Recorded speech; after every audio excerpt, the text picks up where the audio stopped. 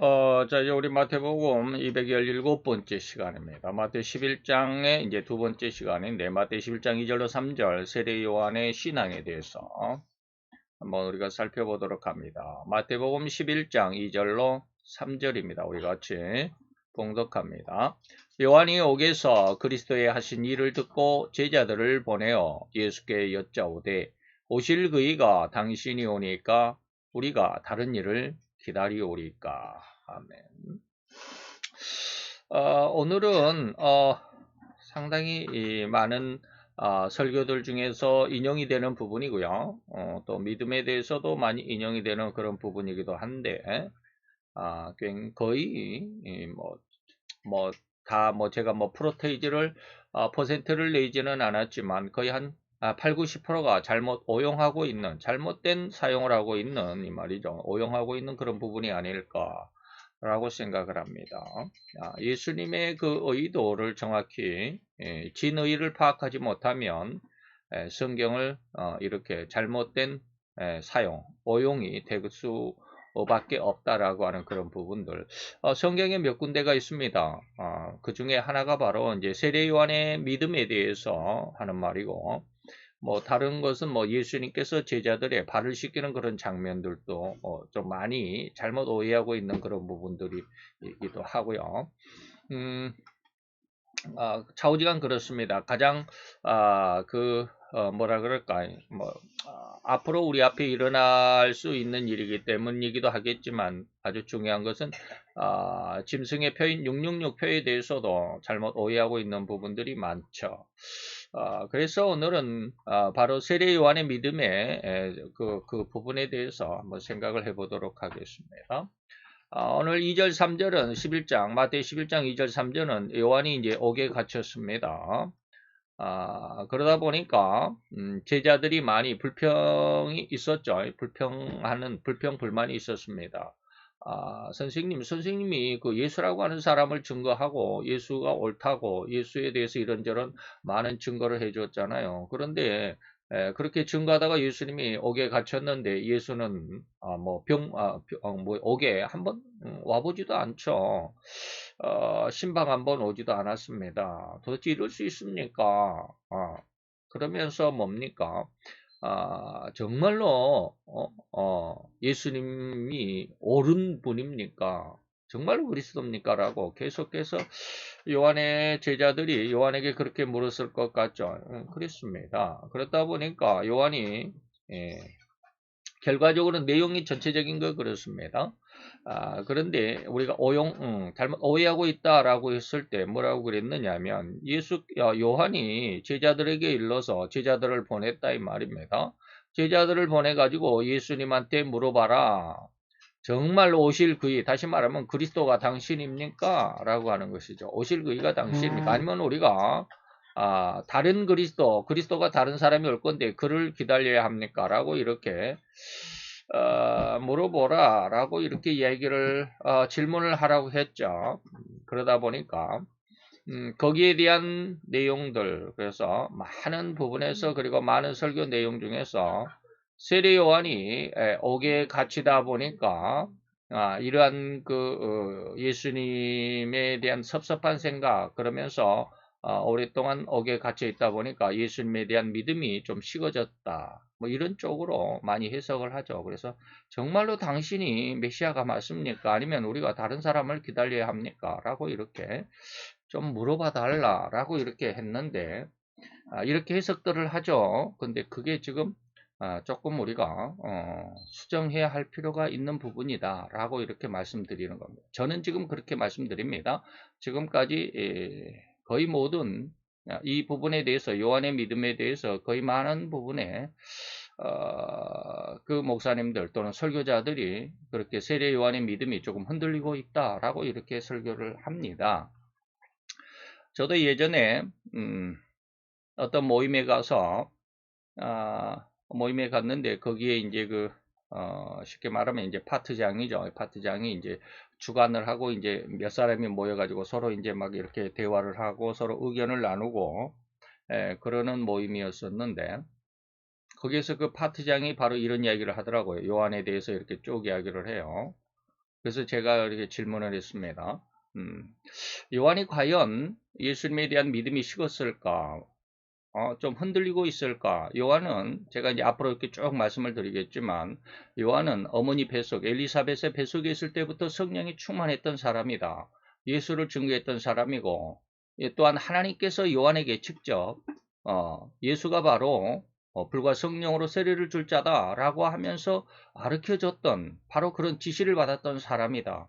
그리고 요한 그 자체가 옥에 갇히기 전에 나는 예수의 선구자일 뿐이고 그가 흥해야 되고 나는 쇠하는 그러한 입장일 뿐이다. 그것이 나의 사명이다 라고 외쳤던 그런 사람인데 옥에 갇혀서 며칠 지났다고 몇 달이 지났다고 해서 믿음이 흔들릴 수 있겠느냐 그렇게 해석하는 것은 잘못된 것이 아니냐라고 이렇게 질문을 했더니 그 파트장이 아무 말을 못 하더라고요. 그러면서 다시 한번 생각을 해보고 연구를 해보겠다라고 그렇게 말씀하시던데 잘 생각을 해야 합니다. 우리가 성경은 앞뒤로 그리고 성경을 많이 읽어야 그런 의문을 해결할 수 있습니다. 근데 그거 그냥 많이 읽어보지도 않고 성경을 그냥 읽고 또 뭐 선배들이 그렇게 설교하니까 그거 듣고 주석에 그렇게 기록이 되어 있으니까 주석을 따라서 이렇게 그냥 막무가내 식으로 따라서 같이 설교하고 같이 그런 말을 하고 해버리면 잘못된 것을 바로 잡을 수가 없죠. 그래서 성경을 많이 읽어라 라고 늘 이야기를 합니다. 자, 그러면 이제 본격적으로 들어가 봅시다. 이 요한의 질문, 오실 예수님에게 가서 제자들을 보내가지고 정말 당신이 그리스도입니까? 아니면 우리가 다른 사람을 기다릴까요? 라고 하는 이런 질문으로 인해서 예수를 왕으로 나타내는 진정한 내용이 오늘 본문에 뭐 이어서 나오는 그런 내용입니다. 세례 요한의 질문이 있습니다. 이는 세례 요한이 헤롯이라고 하는 임금이 세례 요한이 왜 옥에 갇혔을까요? 그 이유는 바로 이것입니다. 헤롯이라고 하는 왕이 말이죠. 임금이 자기 동생 빌립이라고 하는 분봉왕의 아내인 자기 이제 그 이복 동생 빌립의 아내인 헤로디아라고 하는 왕비가 있었습니다. 자기 이복 동생 빌립도 분봉 왕이었습니다. 그런데 헤롯이 더 큰 지역을 담당하고 있는 권세가 있는 왕이었죠. 그래서 자기 동생 빌립의 아내, 빌립의 왕비인 헤로디아를 뺏어다가 자기 아내로 삼았습니다. 그러니까 쉽게 말하면 자기 제수를 뺏어다가 자기 왕비, 자기 아내로 삼았죠. 즉 이복 동생인 빌립 왕의 왕비였던 그 제수 씨를 빼앗아다가 자기 아내로 삼았다라는 것입니다. 이를 세례 요한이 지적을 했습니다. 그건 불륜이다. 그건 불법이다. 잘못된 것이다. 라고 했습니다. 곧 온 백성을 다스리는 왕으로서 모든 백성에게 본을 보여야만 할 가장 최고의 위치에 있는 왕이 오히려 모든 백성에게 손가락질을 받는 그 일, 다시 말하면 불륜을 저질렀다라고 온 세상 그리고 백주에 떠들어 소리를 질러댔습니다. 누가? 세례 요한이. 헤롯이 지나가는 그 왕의 행차 앞에 가로막고 그냥 막 소리를 질렀어요. 그 영화 같은 데 보면 세례 요한이 막 그 헤롯에게 삿대질을 하면서 너는 최고의 페르나다 막 이렇게 소리를 질렀으니 이를 헤롯 왕의 이제 아내가 된 이 헤로디아 왕비가 붕괴했을 것입니다. 근데 헤롯은 이 말을 듣고도 오히려 벌벌 떨고 있습니다. 나중에 누가복음의 기록에 보면 이 일로 인해서 이제 세례 요한을 옥에 가두어 놓는데 헤롯 왕은 종종 그 지하 감옥에다 가두어 놨는데 지하 감옥에 찾아갑니다. 그리고 세례 요한은 감옥에 있고 헤롯 왕은 이제 감옥 창살 밖에 의자를 갖다 놓고 딱 앉아서 설교를 듣습니다. 감옥 안에 있는 세례 요한이 설교를 하고 감옥 밖에서 헤롯 왕이 설교를 듣습니다. 그러면서 그 말이 옳다라고 하는 것을 100번 인정을 합니다. 마음에 아주 가책을 받으면서 그 말을 달게 들었더라라고 누가복음에는 기록이 되어 있습니다. 그러나 헤로디아의 그 헤롯의 왕비가 된 왕비로 이제 된 이 헤로디아는 그 세례 요한이 탐탁하게 여겨질 리가 없죠. 자기를 계속해서 폐륜하다 불륜녀다라고 이렇게 계속 이렇게 떠들어대니까 기분이 나쁘죠. 그래서 잡아 죽여야 되겠다 이런 생각을 했습니다. 그게 이제 11장에서 나중에 헤로디아의 딸이 헤롯 왕이 헤로디아에게 낳은 딸이 아니라 빌립이 헤로디아로 인해서 낳은 딸이 있었습니다. 일설에 보면 성경에는 그 이름이 나오지 않지만 일설에 보면 살로메라는 이름을 가진 딸이 있습니다. 이 딸이 나중에 헤롯 왕의 그 잔치에 나중에 14장에 나오겠지만 지금 우리는 11장을 배워가고 있죠. 14장에 그 이야기가 나오지만 이 헤로디아의 딸 살로메가 나와서 춤을 추니까 헤롯 왕이 그냥 헤벨레 했죠. 너무 얼마나 춤을 잘 췄으면 헤롯 왕이 헤벨레 했을지 모르지만 그래서 헛된 약속을 하죠. 네가 원하는 거 나라의 절반이라도 줄게 라고 이렇게 딱 약속을 하죠. 그러니까 이 딸이 얼른 헤로디아 자기 어머니 헤로디아 왕비에 가가지고 내가 무엇을 아버지가 이렇게 약속을 했는데 내가 무엇을 구할까요? 그러니까 헤로디아가 뭐라고 했어요? 이 자기 딸에게 감옥에 있는 세례 요한의 목을 잘라다가 이 정반에 받쳐서 나에게 갖다 주세요라고 이러한 요청을 하라고 그러죠. 그러니까 헤롯 왕이 엄청나게 번민을 하죠. 야, 내가 이거 입을 잘못 놀렸구나. 뭐 그랬겠죠. 그렇지만 왕이 한 약속이기 때문에 어쩔 수 없이 사람을 보내서 군사들을 명령해서 세례 요한의 목을 베어서 헤로디아 그 딸 살로메에게 갖다 주죠. 그리고 그 딸이 그 쟁반을 가지고 세례 요한의 머리를 담은 쟁반을 가지고 헤로디아 왕비에게 갖다 주죠. 이런 내용이 나중에 14장에 나오겠지만 어쨌든지 이 헤로디아는 그런 세례 요한을 자기의 불륜을 들춰내고 있는 세례 요한을 굉장히 분개했죠. 이러한 이유로 인해서 세례 요한이 죽게 되는 상황에 다닥쳐 있었습니다. 감옥에 갇혔다 이 말입니다. 그런데 헤롯은 요한을 죽이지는 못하고 있었죠. 방금 말씀드렸던 것처럼 요한을 감옥에 가둬놨지만 늘 가끔씩 그리고 또 감옥을 찾아서 세례 요한의 설교를 듣곤 했습니다. 그래서 늘 세례 요한을 하나님의 종으로 인정을 했고 또한 그의 말을 자주 듣고자 갇혀있던 지하감방에 들러서 듣곤 했습니다. 누가복음이 아니라 마가복음의 기록이 되어 있네요. 마가복음 6장 20절의 기록이 되어 있습니다. 헤롯이 요한을 의롭고 거룩한 사람으로 알고 두려워하고 보호했다. 죽일 수가 없었죠. 또 그의 말을 세례 요한의 말을 들을 때 크게 번민을 느끼면서도 달게 들었다. 이게 바로 그런 말이죠. 그러나 헤롯의 아내가 된 바로 제수씨였던 헤로디아는 항상 세례 요한을 못마땅히 여기면서 죽이려고 하는 그런 기회를 엿보고 있었습니다. 그래서 마가복음의 6장의 기록에 보면 이제 19절 보면 헤로디아가 요한을 원수로 여겼다. 그래서 죽이고자 하였으되 하지 못하고 있었는데 이제 마태복음 14장에 가보면 헤롯의 생일을 맞이해서 드디어 기회를 잡게 되죠. 그러던 어느 날 헤롯의 생일날에 헤로디아의 딸 이제 살로메라고 아까 말씀을 드렸죠. 성경에는 살로메라는 이름이 나와 있지 않지만 일설 그리고 역사서에 보면 헤로디아의 딸의 이름이 살로메가 뭔지 아세요? 살롬이라는 뜻입니다. 평화라는 이름의 의미를 가진 그 이름을 가진 여자가 아주 어떻게 보면 분수가 없죠. 우리말로 시체말로만 푼수기가 있는 그런 딸이었던 것 같아요. 왜 그러냐면 이런 왕의 잔치에 옛날 왕정시대의 왕의 잔치에는 여자가 절대로 나설 수가 없습니다. 나섰다가는 곧 죽임을 당해요. 그러니까 쉽게 말하면 기생이나 그 왕의 잔치에 나와서 춤을 추지 일반 정숙한 여인들은 절대로 남자들의 잔치에 나오지 않았습니다. 그런데 바로 거기에 이 딸이 나와서 춤을 췄다 이 말이죠. 그래서 아주 우리말로 시체말로 하면 푼숫기가 없는 그런 딸이나 엄마나 똑같죠. 그래서 헤로디아의 딸이 나와서 춤을 추기로 이에 헤롯이 너무나도 기쁘고 또 무엇이든지 구하면 다 들어주겠다라는 이런 경솔한 약속. 이게 바로 나중에 말씀을 드리겠지만 인간적인 인간의 모습. 아무리 왕이라 할지라도 인간의 그 잘못된 습성이 없지 않아 있죠.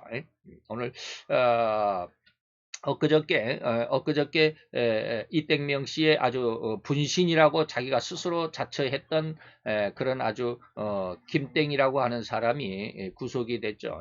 그럼으로 인해서 자기가 아무리 막 감추려고 해도 감춰지지가 않죠. 진실은 절대로 감춰지지 않습니다. 바로 이러한 일들, 경솔한 일들이 이제 백일 하에 백주에 이제 드러나게 되겠죠. 바로 이러한 일들이 옛날에도 있었습니다. 헤롯 왕의 그 경솔한 약속, 오늘날에도 그리고 앞으로도 인간의 세상, 인간 사이에서는 없어질 리가 없죠. 이로 인해서 요한의 목을 달라라고 약속함으로 인해서 요한을 죽인 일이 있었습니다. 이게 마태 이제 앞으로 14장에 나옵니다. 자, 오늘 본문의 사건을 보면 바로 이런 죽임을 당하기 전에 옥에 갇혀있던 요한의 제자들을 예수에게 보내서 질문을 하게 된 것이 바로 오늘 본문 11절, 12절입니다. 2절, 3절입니다. 11장 2절, 3절이 바로 이제 오늘 그 본문이다, 라고 하면 알 수 있겠죠. 그래서 오늘 본문의 사건을 보면 바로 이런 죽임을 당하기 전에 바로 세례 요한이 제자를 보내서 예수에게 이런 질문을 하게 되었던 것으로 인해서 예수가 바로 진정한 메시아라고 하는 이러한 질문, 반대적인 질문, 좀 안타까운 이러한 질문들, 다시 말하면 지금 이제 앞으로 계속 그때 말씀드릴게요. 앞으로 그런 말이 다 나오니까. 자, 예수가 바로 진정한 메시아라고 하는 사실, 그리고 진정 만왕의 왕이라고 하는 사실이 오늘 이 질문을 통해서 예수님의 대답이 앞으로 이제 계속 진행이 되겠죠. 11장에서 이러한 내용들이 진행이 됩니다. 그러한 내용들을 증거하는 그런 기회가 오늘 11장이 됩니다. 자, 그래서 이 질문은 대단히 중요한 것인데 잘 정리할 수 있어야만 합니다. 이거 잘 정리하지 못하면 아까 말씀을 드렸던 것처럼 오해하는 오용이 있을 수밖에, 잘못 사용되는 그러한 일이 있을 수밖에 없습니다. 자, 왜 세례 요한은 옥에서 제자들을 예수에게 보내서 오실 이가 당신입니까? 아니면 우리가 다른 사람을 기다릴까요? 라고 하는 이러한 질문을 하라고 했을까라고 하는 것입니다. 그러면 과연 세례 요한은 진정으로 예수에 대한 믿음이 식어지고 신앙이 침체가 되는 그런 시기였을까? 감옥에 갇히다 보니까, 어렵다 보니까, 뭐 감옥에 갇히기 전에 자유스러울 때는 막 예수에 대해서 옳다라고 막 선전을 하고 막 그러다가 광고를 하고 막 전도하고 막 그러다가 자기가 조금 힘들어지고 옥에 갇히고 자유가 없어지니까 이건 내가 지금 잘못한 거 아니야? 뭐 이렇게 신앙의 침체가 왔을까? 이런 말이에요. 즉 옥에 갇혀 있는데도 예수는 한 번도 와보지도 않고 냉담해하고 있는 그런 모습처럼 예수를 야속하게 생각하고 이러한 질문을 했겠느냐라는 것입니다. 그러나 그것은 결코 세례 요한을 절대로 오해한 것이라는 사실, 이것을 우리는 이해할 수 있어야 됩니다. 성경 전체적인 내용을 우리가 알아볼 수 있어야 됩니다. 그래서 결론을 먼저 말씀드리면 세례 요한은 절대로 옥에 갇혔다고 그래서 믿음이 떨어졌다거나 믿음이 식었다거나 그러한 논리는 우리가 받아들일 수 없다라는 것입니다. 이 식지 않았다라는 것을 제가 이제 논리적으로 여러분들에게 설명을 해드릴 것입니다. 자, 그러면 세례 요한의 질문에 대하여 이는 요한이 예수님을 의심했다거나 오해하고 있었다라는 것으로 보기는 어렵다. 그게 맞는 말입니다. 그럴 수 없어요. 누가의 기록을 빌려본다면 그는 어머니 엘리사벳 뱃속에서부터 예수님을 만나 기쁘게 뛰어놀았다. 성령이 충만했다라고 누가복음 1장 15절에 보니까 성령이 충만함을 입었다. 자, 이것이 바로 예수에 대한 누가의 기록입니다. 저는 다시 말해 세례 요한은 하나님 앞, 예수님 앞에서, 주 앞에서 큰 자가 되어서 포도주나 소주를 마시지 아니하고 술을 입에 대지 않고 이 말이죠. 쾌락에 빠지지 않고 엘리사벳 어머니 뱃속에서부터 성령의 충만함을 입은 자다. 그것이 이제 뒤에 39절로 45절까지의 내용이 나옵니다. 마리아가 예수님의 잉태를 천사로부터 고지를 받죠. 네가 이제 아들을 낳을 거야. 그러니까 나는 남자도 모르는데 남자하고 육체적인 관계가 한 번도 없었는데 어떻게 내가 아기를 갖습니까? 나는 처녀요. 라고 그러니까 하나님이 능히 이 일을 이루실 거야. 벌써 늙어서 이미 경수가 여자의 그 월경이 경수가 아기를 낳을 수 있는 그런 기능이죠. 월경이 끊어졌는데도 불구하고 너의 육촌 이모인 엘리사벳은 아기를 가졌잖아. 이미 6개월이나 됐단다. 6개월 임신 중에 있단다라고 그러니까 그래서 빨리 네가 엘리사벳을 찾아가 보면 알 수 있을 거야. 그러니까 마리아가 빨리 일어나서 자기 엘리사벳 자기 이모를 찾아갑니다. 그래서 유대의 한 동네에 이르러서 사가랴의 집에 들어가 이모인 엘리사벳에게 문안을 했습니다. 그랬더니 엘리사벳이 마리아의 문안함을 들으며 아기가 복중에서 이제 6달 된 미숙아죠.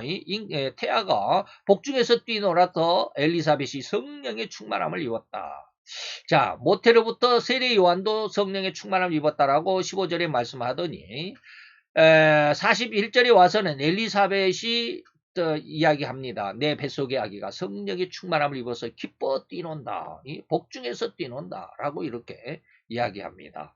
그래서 보라 네가 문안하는 소리가 내 귀에 들릴 때 내 뱃속에 있는 아이 세례 요한이 6개월 된 미숙아가 태아가 내 복중에서 기쁨으로 뛰놀았단다.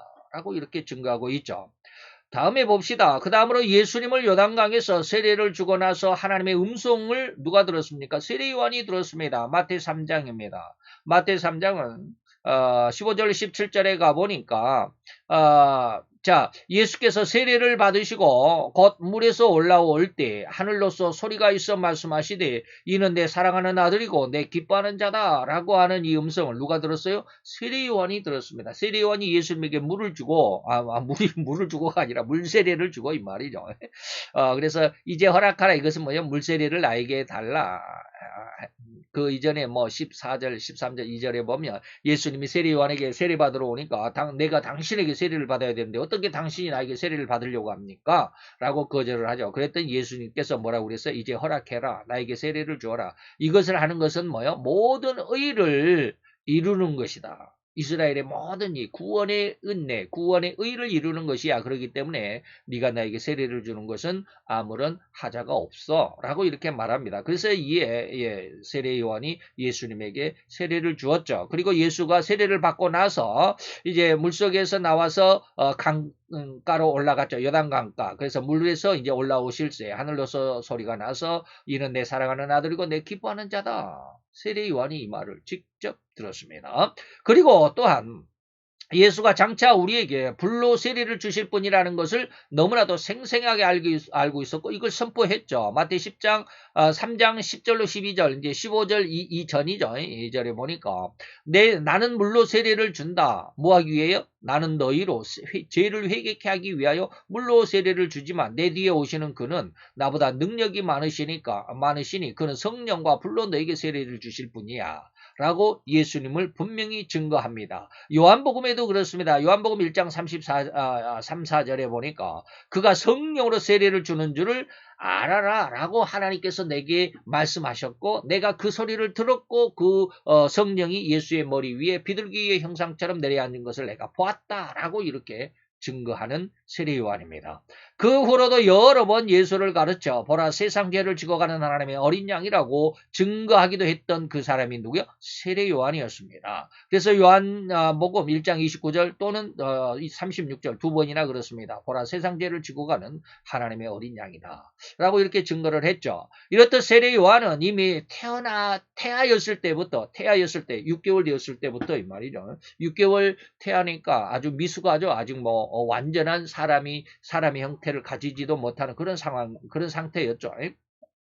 미숙 태아였을 때부터 성령이 충만해 있어 예수를 알아본 자입니다.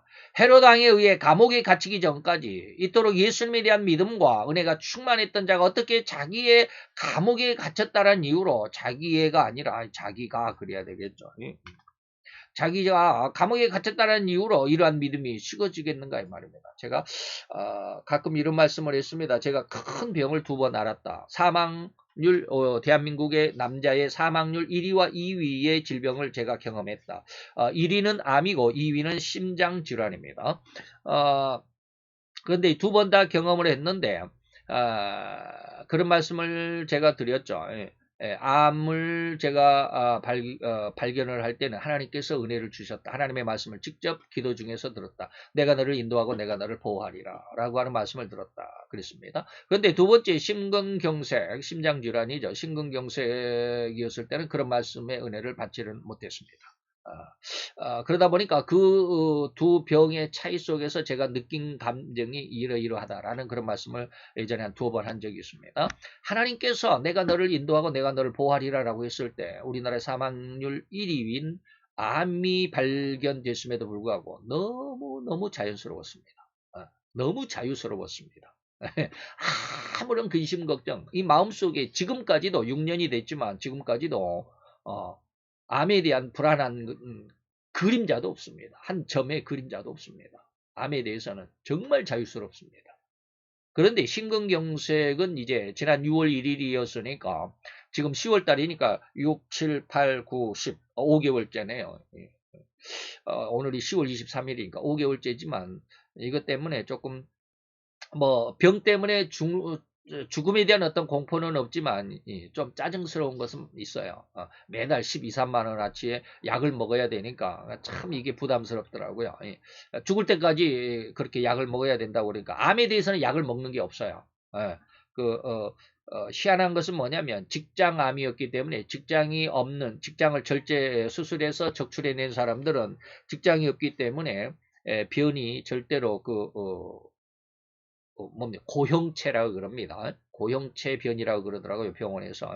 고형체 변이 뭐냐면, 우리가, 응아를 하면 화장실에 물속에 그 세면기가 물속에 뽕 떨어지죠. 그러면 물속에 떨어질 때 이 변이 형체가 흐트러지면 이게 고형체가 아닙니다. 우리가 보통 건강한 사람들의 그 변은 물속에 떨어져도 이 형체가 흐트러지지 않습니다. 딱딱하게 고형체다 이 말입니다. 완전히 고체는 아니지만 그런 고형체입니다. 그렇기 때문에 흐트러지지 않습니다. 그런데 직장암으로 직장이 없는 사람은 절대로 변이 고형체가 될 수가 없습니다. 물속에 똥 빠지면 곧바로 그 형체가 흐트러져 버립니다. 설사처럼 설사를 하면 물속에 들어가면 완전히 흐트러져 버리죠.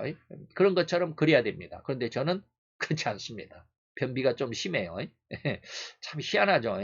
직장이 없는 사람이 어떻게 변비가 심할까? 참 희한해. 그 의사도 희한하다고 그러더라고요. 참 이해를 못하겠다고 그러시더라고요. 그래요. 그래서 하루에 한 서너 번 정도 가는데 그렇지 않으면 이 고형체의 변으로 되어 있지 않으면 직장이 없기 때문에 하루에 뭐 20번, 30번씩 뭐 적으면 15번 뭐 이렇게 계속해서 화장실을 가야 되죠. 왜? 변이 묽으니까 그냥 줄줄 흘러요. 그런데 저는 그렇지 않습니다. 그래서 그래서 이제 변이 대장에서 바로 항문으로 저는 이제 이어지니까, 대장에서는 이제 어떻게 희한하게 그 변비가 돼가지고, 그 변비약을 계속 먹습니다. 희한하죠? 이 지사제를 먹는 게 아니고, 오히려 저는 변비약을 먹습니다. 직장암 환자의 거의 99%는 지사제를 먹습니다. 철사를 막는 것이 지사제죠. 지사제를 먹는데 저는 반대로 변비약을 먹습니다. 희한하죠. 그 변비약 외에는 암에 대한 약은 전혀 먹지 않습니다. 그런데 심근경색은 죽을 때까지 한 달에 12, 3만 원어치의 그 약을 먹어야 돼요. 계속 먹어야 돼요. 그러니까 이것 때문에 조금 짜증스럽기는 해요. 병원에 가는 것도 부담스럽고. 자, 바로 이게 제가 무슨 이야기를 하려고 하냐면 하나님의 음성에 의해서, 하나님의 지시에 의해서, 하나님의 인도하심에 의해서 내가 무엇인가 어려움을 당한다 할지라도 그 어려움은 절대로 어려움으로 느껴지지 않습니다. 그냥 평화스럽고 그냥 자유스럽습니다. 제가 이 말을 왜 하느냐면 세례 요한이 바로 그런 사람이다 이 말입니다. 세례 요한이 태아에서부터 예수님의 신방을 받아서 성령이 충만했던 사람, 그리고 예수님에게 세례를 주고 나서 분명하게 하나님의 음성을 들었잖아요. 이는 내 사랑하는 아들이고 내가 기뻐하는 자라고. 보라, 세상 죄를 지고 하는 하나님의 어린 양이다라고 또 하나님께서 말씀해 주시기도 하고, 그리고 불로 그리고 성령으로 세례를 주실 분이다라고 이렇게 또 일러주시기도 하고, 하나님의 음성을 계속 예수에 대해서 증거로 하나님께서 음성으로 알려주셨잖아요. 그런 말을 듣는 신앙은요, 절대로 자기 목숨이 100개라 할지라도, 100개가 다 죽는다 할지라도, 100번 죽어도 이 말이에요. 1000번 죽어도 하나님의 말씀에 흔들리지 않습니다. 그런데 자기가 지금 감옥에 조금 몇 달이 했는지는 모르지만, 그거 몇 달 갇혀 있다고 그래서 예수님에 대한 믿음이 식어가겠느냐? 절대로 그렇지 않다라고 저는 생각합니다. 저는 그렇게 믿습니다. 왜? 제가 이 하나님의 음성에 의해서 암을 발견을 했고, 음성에 의하지 않고 심근경색이 발병을 했을 때 두 가지의 그런 어떤 그 결과의 모습에서 보면 심적인 상태가 달라요. 하나님의 말씀의 은혜에 의한 상태나 말씀에 의하지 않는 상태에 달라요. 그런 것을 지금 말씀을 드리고 있는 겁니다.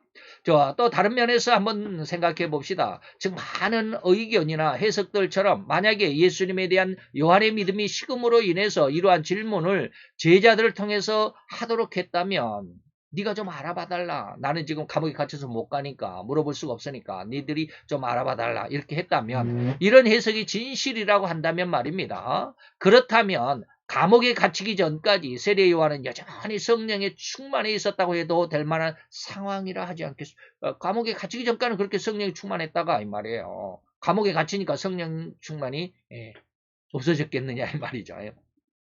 즉 이렇게 성령이 아직은 충만히 있을 시기에 예수님에 대한 설교가 얼마나 강력했겠는가 이 말입니다. 감히 헤롯 왕이 가는 왕의 행차 앞에 가로막고 당신은 지금 불륜을 행하고 있습니다. 라고 이렇게 막 고래고래 온 세상 사람들이 듣도록 고래고래 고함을 질렀다. 이런 사람 얼마나 강력했겠느냐 이 말입니다.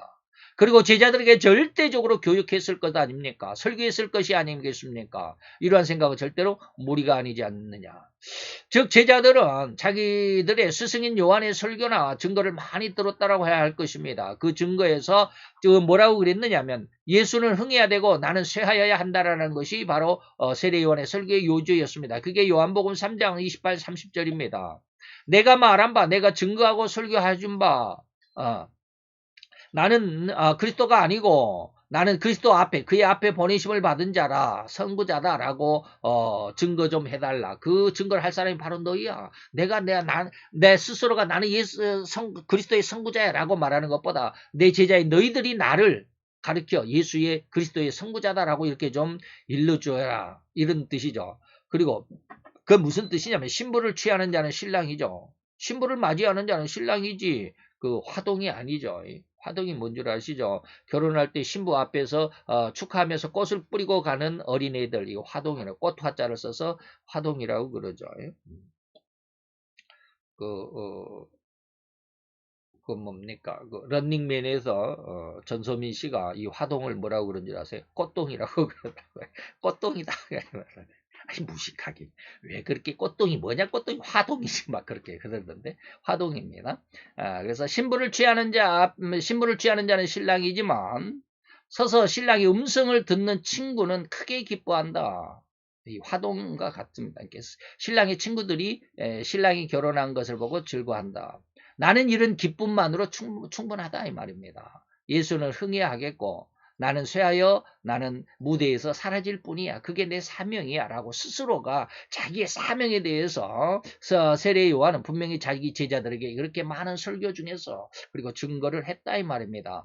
그렇게 열심히 이 예수를 증거했건만 막상 자기들의 스승이 다시 말하면 그 제자들에게 이렇게 열심히 증거를 해 주었는데도 그렇게 그 말을 잘 들었음에도 불구하고 제자들이 자기 스승 세례 요한이 오게 갇히고 나니까 예수라고 한다면 한 번쯤 찾아와 봐야 하지 않나. 그렇게 예수에 대해서 증거했으니까 자기를 그렇게 인정을 해 주었으니까 한번 찾아봐요. 그것이 인지상정이지 않나. 이런 생각이 제자들에게는 들었겠죠. 얼마나 수고스럽냐고 위로라도 지금 나 때문에 나를 이렇게 잘 광고를 해주고 그랬는데 나 때문에 이렇게 감옥에 갇혔으니까 참 미안하다라고 이렇게 얼마나 수고스럽냐 얼마나 힘드냐 고생한다라고 이렇게 위로라도 해주었으면 할 것이죠. 이 말이 오늘날 아주 적합한 그런 비유가 하나 생각이 납니다. 전 성남도시개발 위원장이었습니까? 유땡규라고 하는 그 위원장입니까? 이땡명 씨, 그 성남시의 도시개발 본부장이었죠. 위원장이 아니라 본부장이라 그럽니다. 성남도시개발 공사 본부장이었습니다. 유땡규라고 하는 사람이 지난 토요일인가요? 월요일인가? 언젠가 지난주 며칠 전에 좌우지간 뭡니까? 검찰에 이렇게 그걸 뭐라고 그럽니까? 구속이란 말이 원래 생각이 안 나요. 구속되었다가 이제 그 석방이 됐죠. 석방되어서 나오면서 하는 말이 지금 뉴스에 아주 핵심이 되어 있습니다.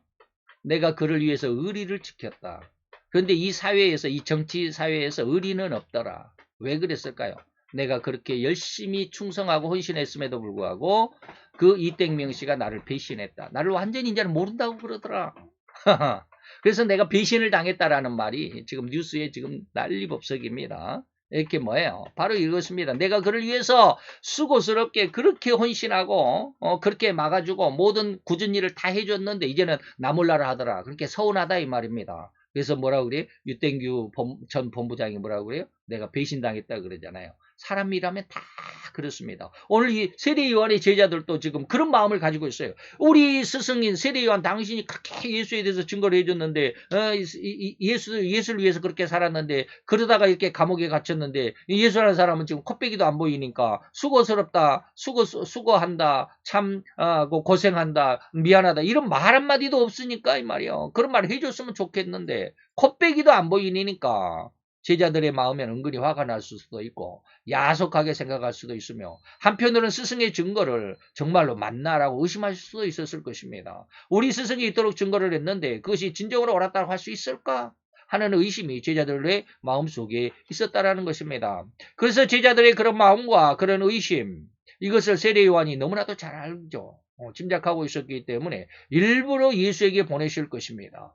이게 이제 오늘 세례 요한의 믿음에 대한 증거. 앞에서 이제 세례 요한이 이렇게 어렸을 때 태아에서부터 감옥에 갇히기 전까지 예수님에게 뭐 세례를 주는 그 모든 내용에서 하나님의 음성을 들었고 이 모든 내용들은 세례 요한의 믿음이 바로 그렇다라고 하는 확실한 증거다라고 여러분들에게 말씀을 드렸는데 그러한 믿음의 증거를 가지고 믿음의 뿌리를 가지고 있는 세례 요한은 자기가 제자들이 자기가 가르쳤던 제자들이 지금 예수에 대해서 의심하고 있기 때문에 더 이야기를 자기가 직접 이야기를 해줘봐야 아무 그 의심이 해소될 리가 없어요.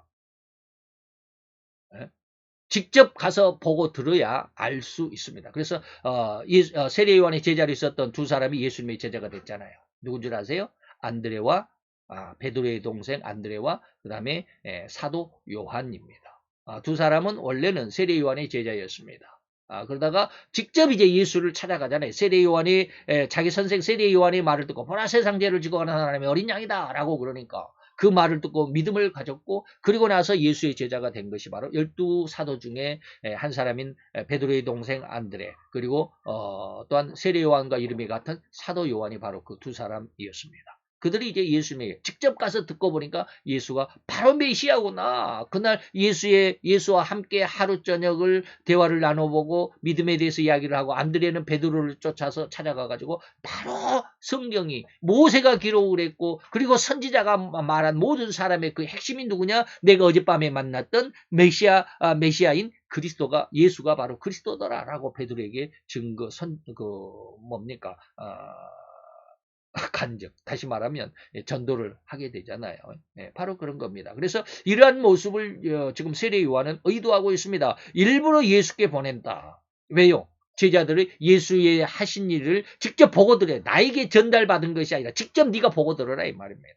그래서 때로는 예수님께서 뭐라고 그랬습니까? 나를 보지 않고 믿는 자가 복되다라는 말씀을 제가 지난 시간에 설교를 한번 했는데 그것은 뭐요? 아브라함과 그 아들 이삭을 통해서 아브라함은 하나님의 말씀을 직접 들었지만 이삭은 하나님의 말씀을 직접 듣지는 않았지만 아버지 아브라함을 통해서 하나님을 믿게 되는 그래서 보지 않고 믿는 자가 아브라함보다는 이삭의 믿음을 하나님이 더 크게 쓸 수도 있다. 라는 그런 말씀을 제가 드린 적이 있죠. 그래서 세례 요한의 증거를 받고 예수를 그리스도로 인정해 버린 그런 믿음까지는 아직 제자들은 성장하지 못했잖아요. 그렇기 때문에 네가 가서 직접 보고 들어라 라고 하는 거 그런 의도로 이 말이에요. 일부러 예수께로 보내실 것입니다. 라는 이 의미를 찾아내는 것은 절대로 어렵지 않을 것입니다. 저들의 스승인 자기가 직접 이야기를 해주는 것보다도 제자들이 직접 그들의 눈과 귀로 예수의 말씀을 듣고 예수님의 행동을 범으로 인해서 그들의 흔들리는 마음에 더욱 굳센 믿음이 세워질 것을 바라는 마음에서 세례 요한은 그 제자들을 예수에게 보냈고 또한 이렇게 질문해라.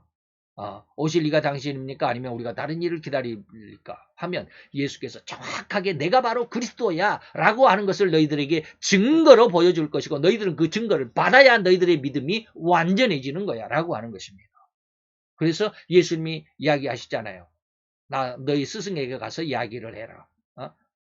귀머거리가 듣고 그리고 벙어리가 말을 하고 그리고 봉사가 눈을 뜨게 되고 안진뱅이가 일어나는 것을 너희들이 내가 나와 함께 다니면서 이러한 증거들을 보고 너희 스승에게 그대로 증거를 해줘라. 그러면 너희 스승인 세례 요한이 뭐라고 대답하게? 봐라, 그게 바로 성경이 이사야가 예언한 그 그리스도로 말미암아 이루어진다라고 했는데 그 일이 예수에게서 이루어지고 있지 않느냐. 너희들이 보고 들은 것이 정말로 잘 본 거야.